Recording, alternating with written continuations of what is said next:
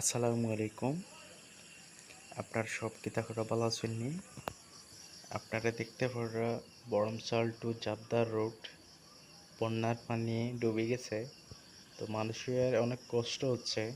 মানুষ জাবদা বাজারের আগে ব্রিজটার পাশে ওই জায়গায় নৌকায় চলাচল করতেছে মানুষ, এবং জাবদার ব্রিজের পাশ থেকে এই পাশ পর্যন্ত বকশিমুল বাজার মাজার বাজার পর্যন্ত গাড়ি চলাচল বন্ধ।